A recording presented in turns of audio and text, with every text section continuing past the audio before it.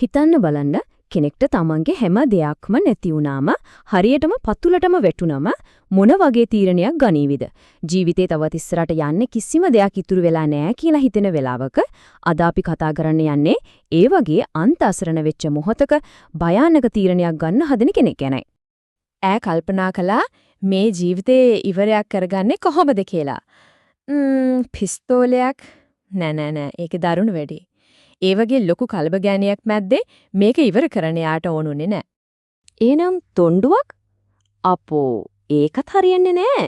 ඒක හරිම පරණ ම්ලේච්ඡ ක්‍රමයක් වගේ. ඒ වගේ අවසානයක් එයාට කොහොමදවත් ගැලපුණේ නෑ. එයා හෙව්වේ ඊට වඩා වෙනස් දෙයක්. පිහියක් ඒකත් බෑ. ඒක නිශ්ශබ්ද වැඩි.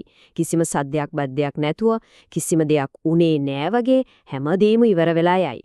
එයාට ඕන උනේ ඊට වඩා ලොකු බලපෑමක්. ඉතින් ඇගේ ඔළුවේ දිගටම කැරකුනේ එකම එක ප්‍රශ්නයයි. මෙච්චර කාලයක් රජෙක් වගේ හිටපු ජීවිතයක් කොහොමද අඩුම කලබලයකින් හැබැයි මුළු ලෝකෙටම දැනෙන්න ඉක්මනටම ඉවර කර දන්නේ? මේ ප්‍රශ්නේ ඇතුලේ තමයි ඇගේ සම්පූර්ණ වේදනාව ගුලි වෙලා තිබුණේ. හරි මේ අපි කතා කරන කතාවේ තියෙන්නේ රොබින් ශර්මාගේ The 5am Club කියන ලෝක ප්‍රසිද්ධ පොතේ. හරියටම පළවෙනි chapter එක. මේ කතාවේ ප්‍රධාන චරිතයට පොතේ කියන්නේ The Entrepreneur එහෙම නැත්නම් ව්‍යවසායිකාව කියලා. ඇය තමයි තමන්ගේ ජීවිතේ පහළම තැනට වැටිලා මේ විදිහට කල්පනා කර කර හිටියේ. හරි. දැන් අපි පොඩ්ඩක් කතාව නවත්තලා හරියටම අවුරුද්දක් පස්සට යමු. ඒ දන්නවද? එතකොට තමයි තේරෙන්නේ එයා කොච්චර උඩක ඉඳලාද මේ විදිහට වැටුනේ කියලා. මේ කඩාවැටීමේ තරම හරියටම තේරුම් ගන්න ඒක අපිට උදව් වෙනවා. ඇත්තටම කිව්වොත් එයාගේ ගමන මාරම පුදුම සහගතයි. හිතන්නකෝ කැම්පස් එකේ පොඩි රූම් එකකින් පටන් ගත්ත කම්පැනි එකක් ටික කාලෙකින් ඒ ෆීල්ඩ් එකේම දෙවන්තෙක් වෙනවා. මුළු ලෝකයම දන්න කරු කරන චරිතයක් වෙනවා. එයා ගොඩනගපු දේ ඇත්තටම දෙවන්තයි. ඒත් ඔය හදපු හැමදේම එක රැයකින් කුඩුපට්ටම් වෙලා ගියා. හිතා ගන්නත් බලි කඩාවැටීමක්. මෙතනින් තමයි කතාවේ සම්පූර්ණ ටෝන් එකම වෙනස් වෙන්නේ. මෙන්න මෙහෙමයි සීන් එක ඕනේ. එයා වැඩියෙන්ම විශ්වාස කරපු එයාත් එක්කම එකට වැඩ කරපු පාර්ට්නර්ස්ලා එයාලා තමයි යාට විරුද්ධව කුමන්ත්‍රණය කරන්නේ. ඊර්ෂියාවට. එයාලා යාගේ ෂෙයාර්ස් බල්ලෙන් අරගෙන එයාව හදපු කම්පැනි එකෙන්ම එළියට විසික් කරලා දානවා. තමන්ගේ මුළු ජීවිතේම කැප කරලා හදපු තනින්මයි එයාව පන්නලා දැම්මේ. එයාට දැනුනේ මුළු ජීවිතේම එයාව පාවලා දුන්නා වගේ. මම මීට වඩා දෙයක් ලැබෙන්න ඕන කෙනෙක් නේද කියලා එයා දිගින් දිගටම හිතුවා. ඒ වේදනාව ඇත්තටම දරා ගන්න බැරි තරම් ලොකුයි. හරි අපි ආයෙත් එමු දැන් වෙලාවට. ඔය පාවා දීමෙන් පස්සේ ඒ වේදනාව දරා ගන්න බැරි තැන තමයි යාර භයානකම අන්තම තීරණිය ගන්න තැනට එන්නේ. පිස්තෝල හරියන්නේ නැහැ, තොණ්ඩුව හරියන්නේ නැහැ, පිහිත් හරියන්නේ නැහැ. එයාගේ අන්තිම ප්ලෑන් එක වුණේ නිදිපෙති බෝතලයක්ම එකපාරට බොන එක. ඒක තමයි එයාට පෙනුණු ක්ලීන්ම වේගවත්ම විදිහ. මට මේ වේදනාවෙන් මිදෙන්න ඕන. එයා හිතුවේ එහෙමයි. හරි. එයා ওই භයානක තීරණේ ක්‍රියාත්මක කරන්න ලෑස්ති වෙද්දිම එකපාරටම එයාගේ ඇහැ ගැටෙනවා හිතා ගන්නවත් බැරි දෙයක්. එයාගේ මුළු ප්ලෑන් එකම මොහොතකට නතර වෙනවා.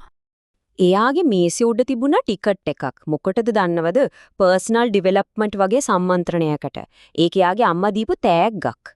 දැන් වැඩේ කියන්නේ එයා කවදාවත් මේ වගේ දේවල් ගණන් ගත්ත කෙනෙක් නෙවෙයි. එයා ওই වගේවට යන අයට hina වෙලා එයාලට කිව්වේ කැඩිච්ච පියාපත් තියෙන මිනිස්සු කියලා. හරි මමුතුයි නේද? ඉතින් එයා දැන් ඉන්නේ හරියට පාරවල් දෙකක් බෙදෙන තැනක. එයා ඉස්සරහ තියෙන්නේ හාත්පසින්ම වෙනස් අවසාන තේරීම් දෙකක් විතරයි. මෙන්න තේරීම් දෙක. එකක් අර සෙමිනාරයකට ගිහින් බලනෝ ජීවිතේ බේරගන්න පුරුවන් මොකක් හරි පුදුමයක් වෙයි කියලා පොඩි බලාපොරොත්තුවක් තියාගෙන අනිත් එක අර පෙති ටිකේ බීලා මේ හැම වේදනාවකින්ම එකපාරටම නිදහස් වෙනවා. පුංචි chance එකක් දෙනවද නැත්නම් මේක මෙතනින් ඉවර කරනවද? පොතේ කතාව ඉවර වෙන්නේ මෙන්න මෙතනින්. එයා තීරණයක් ගන්න අයිනේ. හැබැයි මෙතන වැදගත්ම දේ එයා මොන තීරණයක් ගන්නවද කියන එක නෙවෙයි. වැදගත්ම දේ තමයි තාමත් තෝරගන්න දෙයක් ඉතුරු වෙලා තියෙන එක. හරි. දැන් අපි බලමු මේ කතාවෙන් අපේ ජීවිතයට ගන්න තියෙන වැදගත්ම දේ මොකක්ද කියලා. ඒ තමයි හැම කෙනෙක්ගේම ජීවිතේ කොහේ හරි හැංගිලා තියෙන අමතක වෙච්ච ටිකට් එක. මේ ටිකට් එක කියන්නේ ඕනම දෙයක් වෙන්න පුළුවන්. සමහර විට ඒක කවදාවත් අමතක වෙලා තිබ්බ උපදෙසක්, එහෙම නැත්නම් පරණ යාළුවෙක්ගෙන් එන කෝල් එකක්, හිතපු නැටි chance එකක්, නැත්නම් හරියටම වෙලාවට ඇහෙන සින්දුවක්, තව එකපාරක් try කරන්න ඕන කියලා හිතන පොඩි හේතුවක් වෙන්නත් පුළුවන්. ඉතින් මේ කතාව ඉවර වෙන්නේ හැමෝගෙම හිතට ප්‍රශ්නයක් ඉතුරු කරලා. කෙනෙක්ගේ ජීවිතයේ අමාරුම අඳුරුම වෙලාවක ඒ අඳුරෙන් එළියට එන්න පාර පෙන්නෙන Taman ළඟම තියෙනවා කියලා නොදැනෙන ඒ අමතක වෙච්ච ටිකට් එක මොකක් වෙන්න පුළුවන්ද?